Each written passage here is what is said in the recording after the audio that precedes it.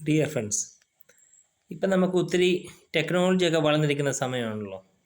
QR കോഡും കാര്യങ്ങളുമൊക്കെ ഇപ്പം നമുക്ക് എല്ലാവർക്കും സുപരിചിതമാണ്.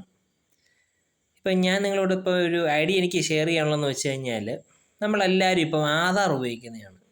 അപ്പം ആധാറിന് ഇപ്പം ഉള്ള ഡിജിറ്റ് ഉണ്ടല്ലോ, ഒരു 12 ഡിജിറ്റ് നമ്പർ.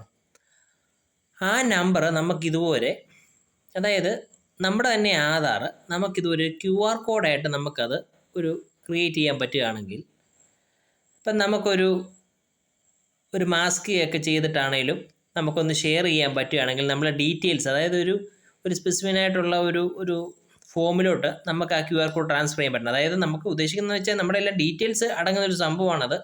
അപ്പോൾ അതിൻ്റേതായ ട്രസ്റ്റഡ് രീതിയിലേ നമുക്ക് ചെയ്യാൻ പറ്റത്തുള്ളൂ.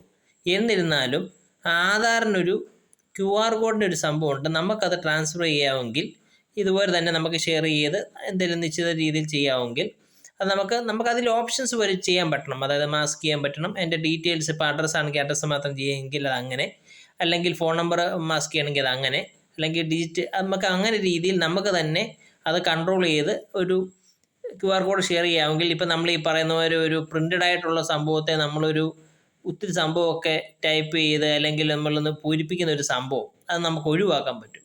അപ്പോൾ ഇന്ത്യ ഒട്ടാകെ അല്ലെങ്കിൽ ഒരു സ്റ്റേറ്റ് ആണെങ്കിലും അത് നമുക്ക് മൊത്തത്തിലൊരു എന്താ പറയുക, ഒരു കറക്റ്റ് ഒരു ഫോർമാറ്റ്, ഒരു സിമ്പിൾ ഫോർമാറ്റ്, ഒരു ഏകീകൃത ഫോർമാറ്റ് നമുക്കുണ്ടെങ്കിൽ നമുക്ക് ഈ ഒരു സംഭവം ചെയ്യുകയാണെങ്കിൽ അതൊരു നല്ലൊരു ഐഡിയ ആയിരിക്കും എന്ന് ഞാൻ നിങ്ങളോടൊന്ന് ഷെയർ ചെയ്യുന്നേ ഉള്ളൂ. Okay, thank you.